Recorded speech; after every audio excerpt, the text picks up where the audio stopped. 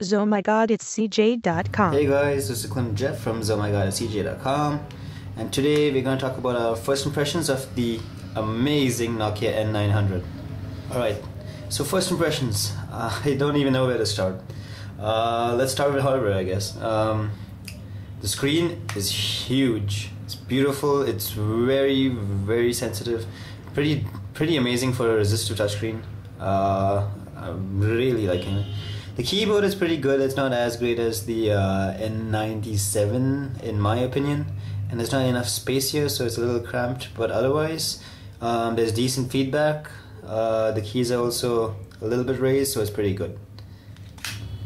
On the back we have the usual Nokia N series branding and a 5 megapixel Carl Zeiss lens with a dual LED flash right there. Results are actually pretty amazing, a little bit better than the original N97's quality. We are not sure what exactly Nokia did in this, maybe better image processing algorithms or something, but it's definitely much better than the N97 in terms of camera. Other than that, the N900 is still designed to be used with both hands, so you can't actually use it one-handedly that well. You can see there's keypad lock right over there. There's also the stereo speakers, one on each side, which actually makes it sound a little bit louder than it actually is. Not bad. There's also a 3.5mm jack right there, and a little stylus that you can remove from here. Alright. Otherwise, there's also a micro USB port, which is used to charge the device and to connect it to your PC or Mac. At the top of the device, we have the little power button over there. We have the usual dedicated camera key right there, an infrared port, and the volume increase and decrease keys right there. The slide, as you can see, is pretty good. There's not much space in between them. It's very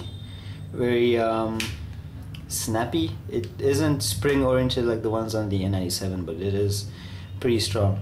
It would have been nice if the screen propped up like the N97, but since it doesn't, it's not too bad. It's still pretty decent.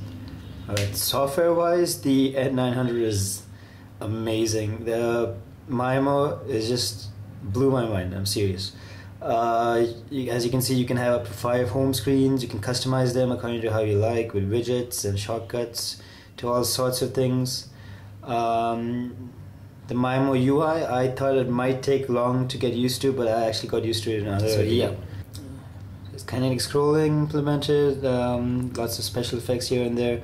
Everything is really fast. Multitasking isn't even a problem. You can open quite a bunch of applications, and you know the N900 doesn't even slow down. You can just keep on opening them up, and it's amazing. I've really fallen in love with the N900.